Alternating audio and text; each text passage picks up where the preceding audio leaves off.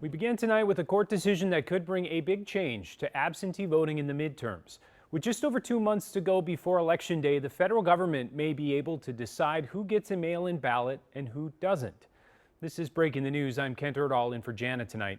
The Supreme Court is allowing a federal plan to move forward that would give more power to Homeland Security and the post office over distribution of mail-in ballots. Danny Spiewak has reaction to the ruling and the potential impacts here in Minnesota.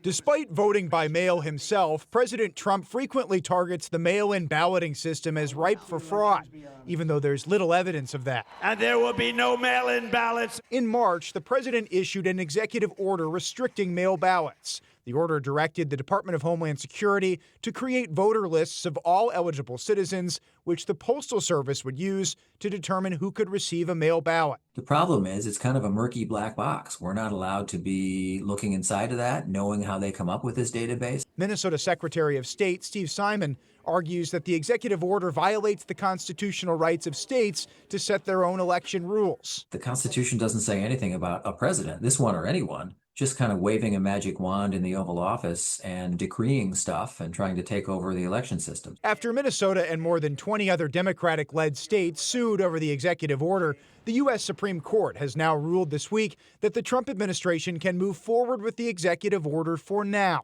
Said, in fact, that they don't have the right to sue yet, and it's really a legal technicality. The states haven't been harmed yet, and voters haven't been harmed yet, because there has not been an election since the president issued this order. Timothy Johnson is a professor of political science and law at the University of Minnesota. The bottom line is the court said that that executive order can go through for the time being. A lawsuit could happen in the future if someone is harmed. So this really isn't settled at all. This is not settled at all, and there will absolutely be additional lawsuits from these states. In Minnesota, Secretary Simon has vowed to continue challenging the executive order. So we're going to have that fight now. But he says nothing will change in Minnesota's mail balloting system while the process plays out. Nothing. So those thinking they want to vote by mail this election, which is a growing number of people the last several years, you should still consider that a secure and safe option. Nearly a third of American voters used mail ballots in the 2024 presidential election. According to the Brookings Institution, cases of mail voting fraud are exceedingly rare, with about 4 cases of mail fraud in voting for every 10 million votes cast. Danny Spiewak, KARE 11 News.